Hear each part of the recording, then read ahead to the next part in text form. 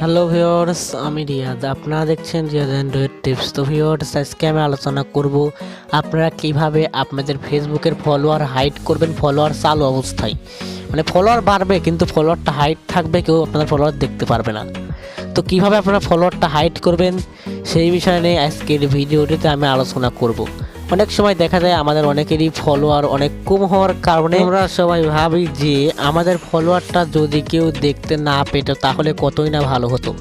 তো আপনাদের ফলোয়ারটা কেউ আর দেখতে পারবে না এই ভিডিওটি, এই জন্য বলছি প্রথম থেকে শেষ পর্যন্ত দেখুন, কেউ টেনে বা স্কিপ করে দেখবেন না। আর বেশি কথা বলবো না, চলুন এবার ভিডিওর মূল বিষয়ে চলে যাওয়া যাক। ভিডিওটি শুরু করার আগে আপনি যদি আমার চ্যানেলে নতুন দর্শক হয়ে থাকেন তাহলে এখনই সাবস্ক্রাইব করে পাশে থাকা বেল আইকন ঘন্টাটি বাজিয়ে অল সিলেক্ট করে দেবেন। সাবস্ক্রাইব করবেন এই কারণে, কেননা প্রতিনিয়ত আমরা এর থেকেও সুন্দর ভিডিও কিন্তু আপলোড করে থাকি। সেই ভিডিওগুলো সবার আগে পেতে হলে অবশ্যই সাবস্ক্রাইব করবেন। তো যাই হোক, এই কাজটি করার জন্য আপনাদের ফেসবুক অ্যাপের প্রয়োজন হবে। ফেসবুক অ্যাপ হলেও হবে, আবার ফেসবুক লাইট হলেও হবে। তো যাই হোক, বিষয়টা একই হলো, আপনারা ফেসবুক অ্যাপ দিয়ে করতে পারবেন, ফেসবুক লাইট দিই। তো যাই হোক, আমি আপনাদেরকে ফেসবুক অ্যাপ দিয়ে দেখাবো এই কাজটি করে। তো ফেসবুক অ্যাপে যাবার পর আপনারা কী করবেন, এখান থেকে সরাসরি থ্রি অপশন দেখতে পাচ্ছেন। সো আপনাদের কাজ হবে এখান থেকে সরাসরি থ্রি অপশনে ক্লিক করে দেওয়া। সো থ্রি অপশনে ক্লিক করে দেওয়ার পর আপনারা আপনাদের প্রোফাইলে যাবেন। এই যে দেখতে পাচ্ছেন সি ইওর প্রোফাইল, জাস্ট এইখানটায় ক্লিক করে দেবেন।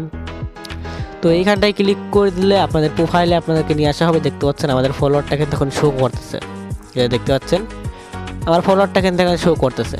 তো এই ফলোয়ারটা এখন আমি আপনাদেরকে হাইড করে দেখাবো, ঠিক আছে? এই ফলোয়ারটা আপনাদের কেউ দেখতে পারবে না। যে কোনো ব্যক্তি আপনার প্রোফাইলে প্রবেশ করে তাহলে এই ফলোয়ারটা কখনোই দেখতে পারবে না। তো এই কাজটি করার জন্য আপনারা সরাসরি এখান থেকে এডিট প্রোফাইলে ক্লিক করে দেবেন। তো এডিট প্রোফাইলে ক্লিক করে একটু লোডিং নেবে, তারপরে জাস্ট আপনাদের সামনে এরকম একটা অপশন চলে আসবে। সো একটু স্ক্রল ডাউন করে নিচের দিকে আসবেন, এখানে দেখতে পাচ্ছেন ডিটেলস বলে একটা অপশন, ফেসবুক লাইট দেখানে আপনারা দেখতে পারবেন ইন্ট্রো বলে একটা অপশন। তো যাই হোক, এই সাইডে দেখতে পাচ্ছেন এডিট বলে একটা অপশন। সো এডিটে ক্লিক করে দেবেন। তো এডিটে ক্লিক করে দেওয়ার পর একটু নিচের দিকে আসবেন, এখানে দেখতে পাচ্ছেন ফলোয়ার্স বলে একটা অপশন।